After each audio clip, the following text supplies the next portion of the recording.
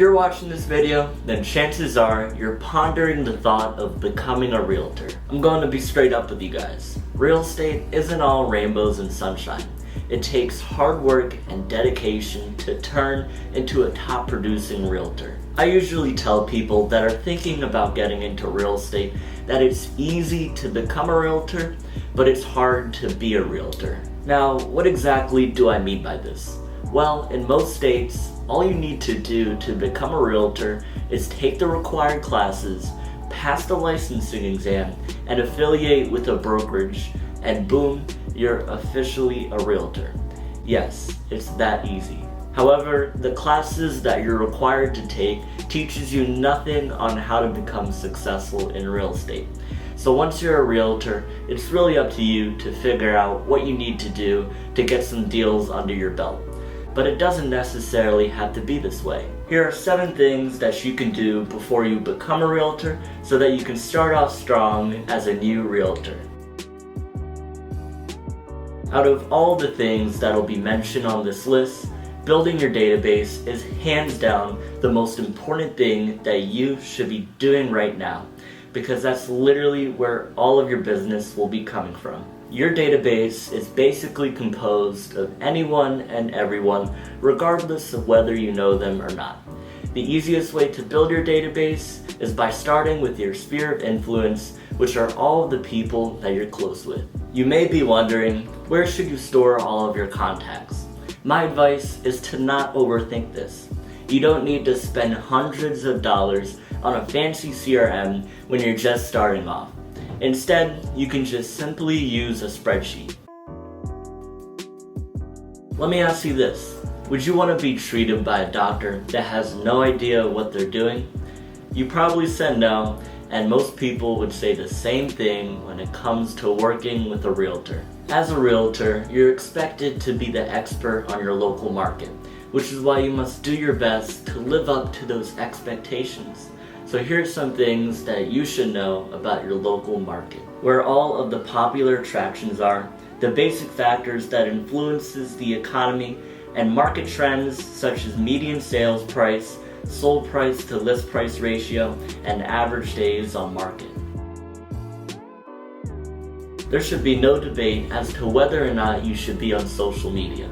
If you're not willing to be on social media, then I'm sorry to break it to you, but it's going to be quite difficult for you to make it in real estate. It's important that you let the world know that you're getting into real estate, and the best way to do that is through social media. The 3 platforms that you should definitely be on are Instagram, Facebook, and LinkedIn. Then it's completely up to you on whether or not you want to be on more platforms. But remember not to overextend yourself. Becoming a realtor is not cheap at all, which is why you need to save up enough money to be able to get started in real estate.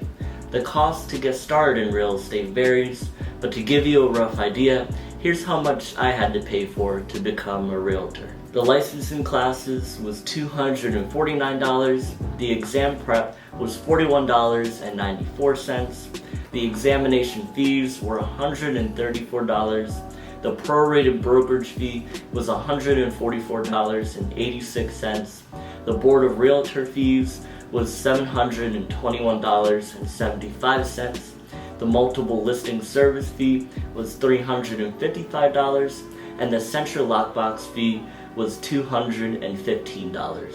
Okay, so altogether, to get my license and be able to practice real estate as a realtor, I had to pay a grand total of $1,861.55. So as you can see, it's not cheap to get started as a realtor, and this is not including the expenses it takes to run my business. So what I recommend is that you save up enough money to pay for the upfront costs and keep the job that you're working at now so that you have some money coming in to pay for your personal and business expenses.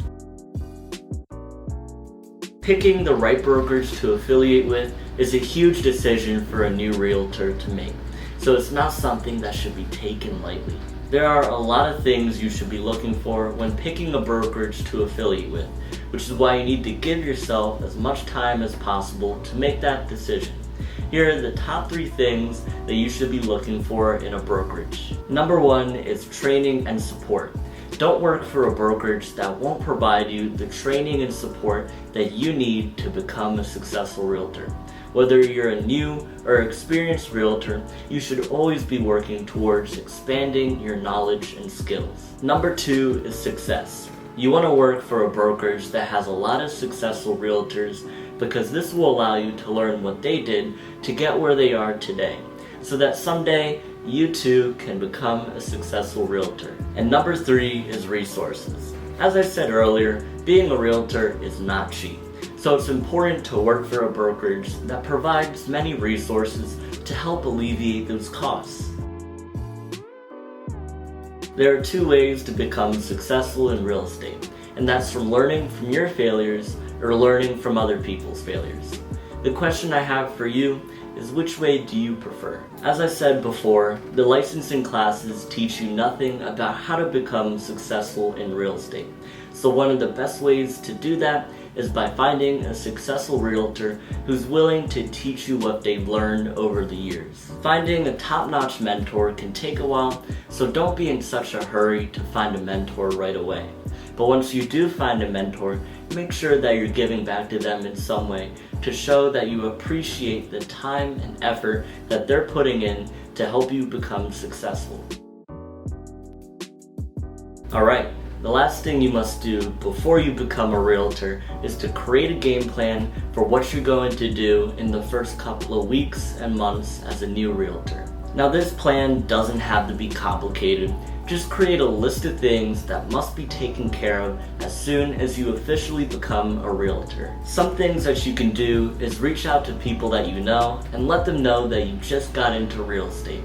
Or network with lenders, title officers, and inspectors so that once you start getting clients, you'll be able to refer them to people that they can count on. Just make sure that you're not getting into real estate completely clueless about what it is you need to do. So there you have it. Those are the 7 things that you must do before becoming a realtor. I'm going to end things off with one last piece of advice. If you're genuinely thinking about becoming a realtor, think about it really hard because you're putting a lot of your time and money on the line. Becoming a realtor isn't something that you can kind of want to do. You have to be fully committed. This is a career that takes a lot of sacrifices. So if you're not willing to make those necessary sacrifices, then please do yourself a favor and don't become a realtor. If you made it this far into the video, then you must have gained something from watching it.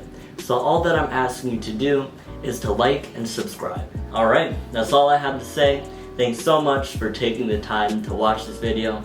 I'm wishing y'all the best of luck in whatever career you go in.